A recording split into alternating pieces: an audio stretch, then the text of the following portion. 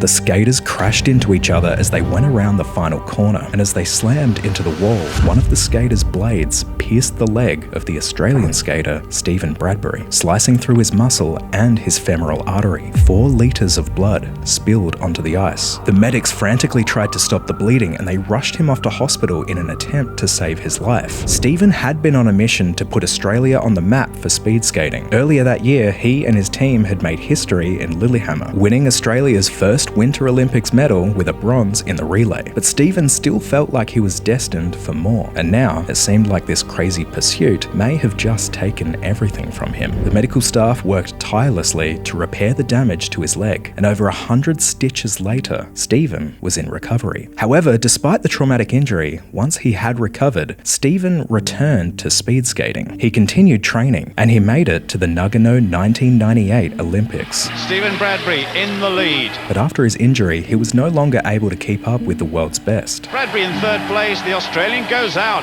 That is a surprise. Steven went home to Australia wondering if he would ever be able to return to his former glory. He went back to an intensive training regimen and even broke his neck during one training session when he slammed headfirst into the barrier. But that didn't stop him from pursuing his dream. And in 2002, he once again felt the Olympic ice beneath his feet at Salt Lake City. Steven performed remarkably well, and he made it all the way to the semi-finals. But he knew in his current condition that he just wasn't going to be able to keep up with the fastest skaters in the world. However, by now, he'd been around long enough to know how quickly accidents can change the outcome of the race, which was particularly common in high-intensity finals. So this time, he decided to hang back and let the odds fall in his favor. As the skaters came around to the final turn, violently jostling for positions, just as Steven had predicted, they crashed, opening up the space for Steven to glide on through in second place and secure his spot in the finals. In the finals, Apollo Ono, the American skater, was the favorite to win, and on home soil, Apollo was determined to make his country proud.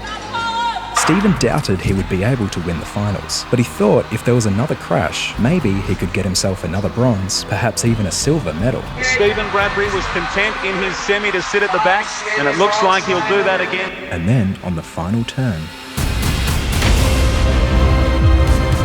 Steven crossed the finish line first, and the American crowd was furious. Their booing filled the stadium, and they demanded a reskate. The judges took a moment to determine whether any fouls had occurred, which would warrant a reskate, and Steven walked off the ice. But as he looked up at the Jumbotron, the official result came through. Steven Bradbury had won Australia its first ever Winter Olympics gold medal. The crowd's booing intensified, but Steven couldn't hear it. All he heard was the Australian national anthem.